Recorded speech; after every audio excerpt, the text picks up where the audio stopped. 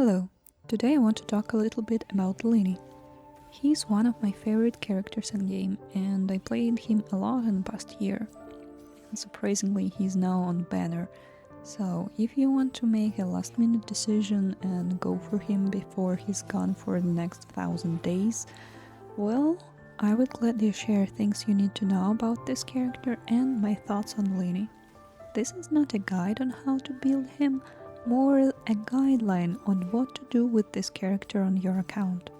Lyney is a damage dealer who uses a bow, and his main source of damage are his charge attacks. This means that he is a little bit harder to play than typical Genshin character, but there are ways to deal with these limitations and with his clunk. For me, his ability to aim at the targets outweighs his shortcomings. Also, he is much easier to play than his friend in bows, Ganyu, and for me he's more satisfying to play, especially on PlayStation 5, because his skills trigger a unique response from the controller, which adds a unique layer to the gameplay. So let's learn what he can do. As usual, he has three abilities: his charge attacks, his skill, and his burst. His charge attacks produce a little cat when they hit a target. His skill detonates all the cats, and burst transforms him into a cat which explodes later. All of his abilities deal good damage and are worth using, so I recommend leveling all his talents. Ideally a triple crown or 10A8 sounds very reasonable. Now let's take a closer look at his charge attacks. Each attack deals three things. It shoots an arrow that makes a cat, it consumes a part of Lyney's HP, and gives Lyney a stack. The cat and the stack part happens only if Lyney consumes HP, and he cannot consume HP more than a certain threshold, so he needs a healer. With the healer, Lyney can get 5 stacks at maximum, which is good because more stacks means bigger explosion on his skill. And here is the tricky part.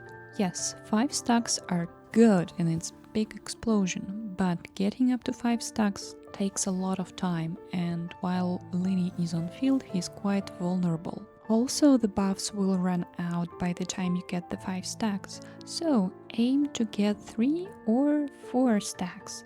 The difference between 4 and 5 is not that big. Also, Lyney can get 1 stack from using his burst. And you may think, okay, that's a good thing, I can use 4 charge shots and then a burst and get a full 5 stacks for a big explosion on his skill. And here is the thing, the bursts cost energy, and you don't want to sacrifice his damage stats for the energy recharge, because in the end the biggest portion of his damage comes from his charge attacks. Another thing about his skill, it has 2 hits. First hit happens at Lyney's location, and second hit happens at the cat's location. If you're standing far away from enemy and use his skill, you will miss the big part of the explosion, only the cat will hit, and if you just fire an arrow and make a cat and do nothing after that, the cat will expire after some time and hit an enemy. Very nice thing about his stacks is that they last for a long time. Also, Lyney can freely swap between his teammates and retain all his stacks. An unpleasant thing about Lyney is that he's very vulnerable. He has no resistance to interruption in his aiming mode, so an enemy can just knock him out of his charge attack, which is a very big loss, because each charge attack takes about 2 seconds to be fully charged and fired. And it's very possible that in battle, enemies will hit you every 2 seconds. So you kinda get an experience that you can stay on field for 10 seconds and deal 0 damage because the Lyney is just knocked around the field. There are some teams that don't have room for a shielder and they are the strongest Lyney teams, but if you want to have a relaxed Lyney experience, I strongly advise to bring a shielder. So, let's take a look at his teams. This is my favorite one with Quirina, Sitlali and Bennett. Lyney gets buff from all of 3 and can get additional damage from reactions, but elements are applied pretty randomly, so you can guarantee to proc a reaction on each Lyney charge attack, but the team is strong enough to compensate this. Overall, you have pretty much everything that Lyney needs: buffs from Furina, buffs from Citlali, and shield from her, and Bennett's healing. So it's pretty cohesive and easy to play.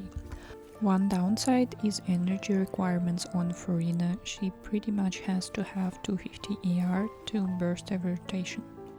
Also, I have second constellation on Citlali, so the damage of the team is a little bit higher than you can expect from a character without any constellations. But Lyney can't get the whole value from this constellation because he applies too much pyro. He's too hot, I guess. Next team is Overload with Durin, Fischl and Chevreuse. On paper, this is the strongest Lyney team, but in practice it is not, and I don't like playing it very much because Lyney doesn't have a shielder, so he's very vulnerable. Usually I play this team out of desperation when my Citlali is busy with someone else. Now let's talk about the core of the team. There are 3 characters: Fischl, Durin and Chevreuse. Fischl and Durin can make an Overload core by themselves, and you can slot in a shielder of another element, but if you're playing Chevreuse, she's restricting your team only to Pyro and Electro. In return, she makes the team even stronger. Also, you may have heard that C6 Chevreuse is very strong and it's a must, and yes, it is very strong.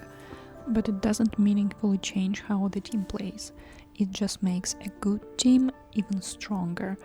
You need just one copy of the character to make this team possible. C0 Chevreuse deals more than enough. She gives resistance shreds, she gives healing, and she gives an attack bonus. So if you have her, you may try this team. But remember that without a shielder, it is very unpleasant.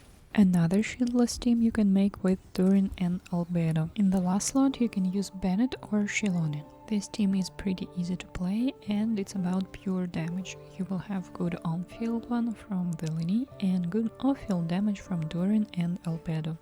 What is nice that the team has some interruption resistance because Albedo will drop these crystallized shields. The catch is that they are not very strong and you have to pick them up. And it's not easy to do when you're in aiming mode because the view is restricted. You kinda can't see clearly what is going on, so you basically have to pray that you pick the crystal and it will protect you from the next hit from an enemy. In return, you can play the best boys together and I think it's worth it. Now let's take a look at monopyro teams. I like using Kazuha as an Anemo slot, but he leaves me with no good defensive options on my pyro slots. So here I'm using Dea. I find her a little bit clunky in this team because her uptime isn't as good, plus she is poorly built on my account, so I struggle a little bit. But she works, and because of her uptime you want to rotate quickly, which adds a nice dynamic to the team. If you want to feel protected, use Lanyan as a shielder or Zhongli. One slot leave for Bennett and second slot for off-field damage dealer. If your shielder is Lanyan, cast her scale inside the Bennett's burst. Without it, it will break immediately, and with it, it will hold up. Like in this example, she tanks a cannon shot from the boss. You can use a Zhangli as an off-field damage dealer with Lyney, but I don't like her very much in this team. She wants the same buffs as Lyney, and because of that, she steals uptime from your main character. And by the time you swap back to jungling, her burst is still on cooldown. This is pain. That would be all for the team section. Unlike some modern characters, Lyney isn't reliant on anyone specific, so you can be a little bit creative. Overall, he is a self-sufficient character that wants a good build. You want a Marshas, a hunter set, and a good bow. His signature weapon and Astral Vulture are very similar in performance, and any 5-star bow will be good too. Fortunately, Lyney has a strong free-to-play option. It's a Fontaine craftable bow, Song of Stillness. Remember that limited weapons can cost you a new character, and Lyney has a good permanent option. I think that's all that I wanted to talk about, so let's move to the closing thoughts.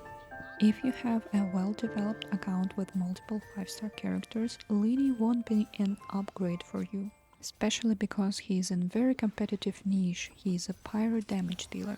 But Lyney will bring the novelty of his playstyle and maybe will give you an excuse to play in older units. For example, if you focused this year on lunar characters, maybe you stop playing Furina or Kazuha, Lyney will give you an opportunity to play them again. Also, he doesn't feel redundant. You want to build a team around Lyney, and in this team, he will be the star of the show. If you learn to play him, he will reward you with good numbers. And if you want to relax and have fun, well, he has a charming personality, very nice voice lines, and amazing animations. Plus, you can do pew pew with cats. That's all about Lyney. Have fun with your characters, and goodbye. I've heard some say that when you sneeze, it means that someone's thinking about you. Is it Lynette, I wonder? Or is it you?